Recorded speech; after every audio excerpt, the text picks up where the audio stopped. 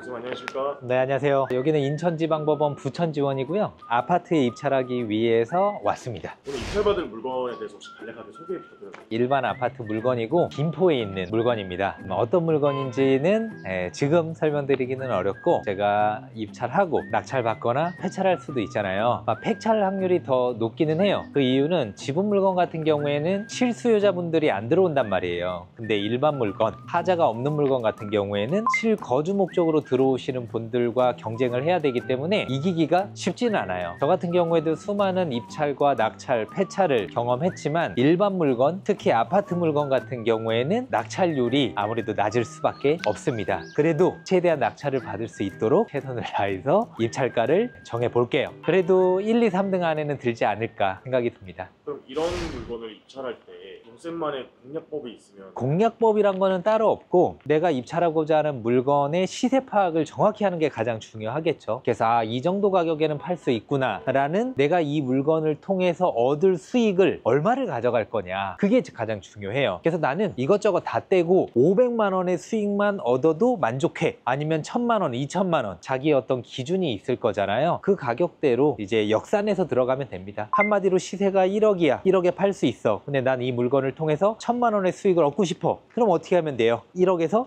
1000만 원 빼고, 또 명도 비용이라든지 양도세 이런 것들 빼고, 순수익이 1000만 원 남을 구간이 얼마 정도인지 역산해 보면 나오잖아요. 그게 가장 중요합니다. 오늘 입찰 기대되시나요? 기대는 되는데, 아무래도 인기 좋은 아파트이기 때문에 100% 낙찰을 확신할 수는 없지만 계속 두드려 봐야죠. 그리고 제가 최근에 아파트 3개에 입찰을 했어요. 저희 직원들 것도 입찰을 했을 때 제가 조언을 해줬고 같이 가줬었고, 3건 모두 다 낙찰이었어요. 지금 3전 3승입니다. 과연 4전 4승이 될지 3승 1패가 될지 한번 기대해 보시죠. 우선 수표를 찾아야 되기 때문에 건물 안으로 들어가 보겠습니다. 그리고 법원에 갈 때 가장 중요한 게 주차예요. 그래서 너무 타이트하게 법원에 왔다가 주차할 공간이 없어서 계속 헤매다가 입찰을 못하는 분들도 가끔씩 계시고, 또 나는 수표를 법원에서 찾아야지 했다가 주차 제대로 못하고 입찰 시간을 오버했어. 그럴 경우 또 입찰을 못하는 경우가 있거든요. 그래서 수표는 웬만하면은 집 근처에 그 전날 준비를 꼭 해주시면 좋고요. 또 주차는 항상 만석이다 라는 생각을 가지고 모두의 주차장이라든지 유료 주차장을 함께 검색을 한 다음에 여러 상황에 대해서 대비를 하는 게 정말 중요해요. 신분증은 무조건 있어야 되고요. 저 같은 경우에 가방에 신분증을 놓고 다니는 경우가 있었어요. 그런데 가방을 깜빡 잊고 안 가져온 거야. 그럼 어떻게 돼요?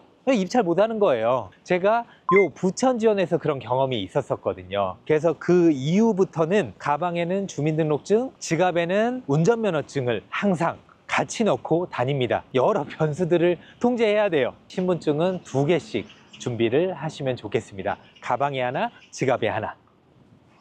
네, 지금 수표를 찾기 위해서 은행에 왔는데요. 처음 입찰하신 분들이 꼭 알아야 될 사항이 있는데, 법원마다 은행이 조금씩 다릅니다. 그래서 내가 국민은행이야. 근데 부천지원은 신한은행이 있거든요. 국민은행 통장으로 신한은행에서 수표를 찾을 수가 없단 말이에요. 그렇기 때문에 입찰 가기 전에 해당 법원 안에 어떤 은행이 있는지 살펴보는 게 정말 중요합니다. 유치가 안 되는 상황이라면 아예 다른 방법이 없나요? 그러면 여기에서 검색을 해서 내가 사용하는 주거래 은행 그 주변에 어디 있는지 확인을 한 다음에 그곳에 가서 수표를 출력하고 다시 와야죠. 그러면 시간과 에너지가 굉장히 크게 들겠죠. 그래서 미리미리 항상 준비를 하는 게 가장 중요해요. 네, 수표를 한 장으로 깔끔하게 찾았습니다. 그리고 경매법정 122호 이곳으로 이동을 해보도록 하겠습니다.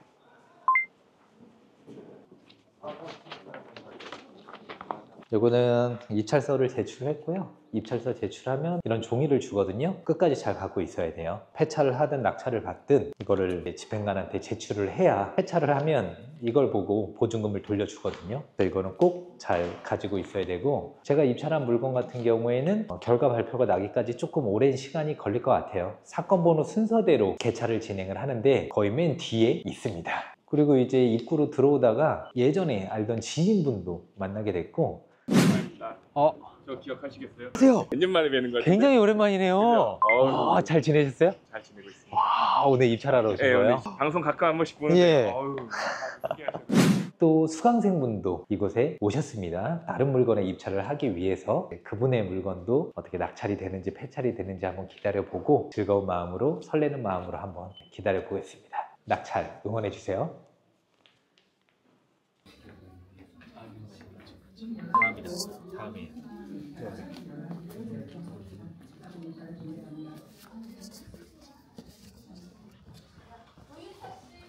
다음 사건 2024 타격 54,860.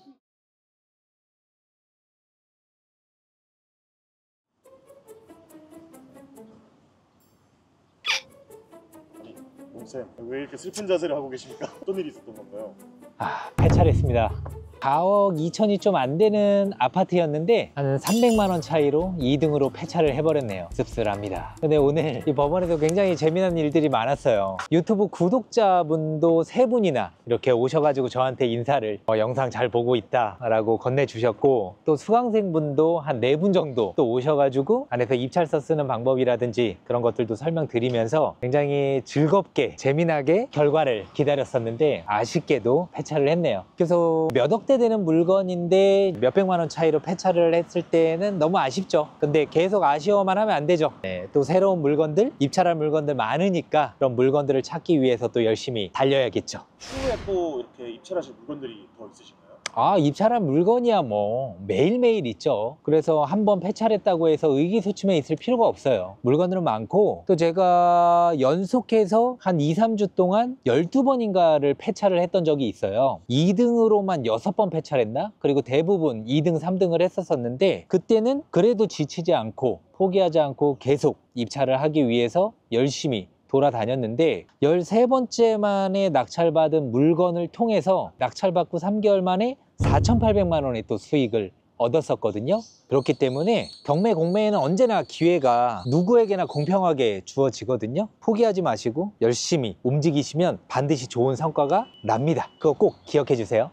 오늘 그럼 폐찰하신 원인에 대해서는? 저보다 더 간절했던 분이죠.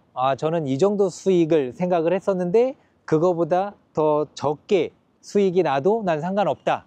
더 간절한 사람이 가져가는 것 같습니다. 그리고 법원에서 오늘 정말 재미났던 일 2가지가 있었어요. 첫 번째는 뭐냐? 낙찰가가 7,700억입니다. 누군가가 7,700억을 써서 지금 난리가 났었어요. 왜냐면 뒤에서부터 숫자를 적었어야 되는데 앞에서부터 숫자를 적어버린 거예요. 그래서 이분은 아마 보증금 700만 원 정도를 날릴 것 같기는 한데, 근데 단순 요거는 누가 봐도 명백한 실수다라고 판단을 한다고 하면은 무효 처리돼서 보증금은 돌려받을 수 있겠는데, 이건 정상적인 입찰이었었고 낙찰자가 잘못이다라고 판단이 된다고 하면은 보증금 10%는 날아가는 겁니다. 그렇기 때문에 여러분들 정말 꼼꼼하게 법원 와서 입찰가를 적지 마시고요, 집에서 입찰가를 적어서 꼼꼼하게 살펴보는 게 그 무엇보다도 중요해요. 이렇게 법원에 오다 보면 이런 일들이 비일비재하게 일어납니다. 7,700억 쓰신 분은 꼭 보증금을 돌려받았으면 좋겠습니다. 여러분들은 절대 이런 실수 하시면 안 돼요. 여러분들 열심히 시세 파악하시고 괜찮은 물건이다 싶으시면 꼭 멈춰 있지 마시고 움직이셨으면 좋겠어요. 오늘 날씨도 굉장히 뜨겁고 또 법원에도 사람도 많았고 또 아시는 분들도 많이 와서 좋기는 했지만 폐찰은 언제나 아쉽기는 하죠. 하지만 이 아쉬움을 폭풍 검색과 폭풍 임장으로 한번 날려버리도록 하겠습니다. 그럼 다음 영상으로 뵙도록 하겠습니다. 감사합니다. 이제 투자를 시작하는 분들이 정말 많이 하는 실수 2가지가 있습니다. 임장 한번 나가지 않고 6개월 이상 공부만 하는 거, 주변에 물어보지 않고 돈이 안 되는 물건 덜컥 낙찰받는 거, 이 2가지만 하지 않아도 성공을 할 수가 있는데, 많은 분들이 이런 실수를 하는 이유는요, 혼자 하려고 해서 그래요. 같은 목표를 가진 사람들과 함께 소통하면서 계속 자극을 받을 수 있는 환경 반드시 필요하고요. 내가 모르는 지름길을 알려줄 수 있는 멘토가 반드시 필요합니다. 내 주변에는 투자하는 사람들이 없는데 어디에서 그런 사람들을 만나야 되는 거야? 지금 라이프 체인징 카페로 오세요.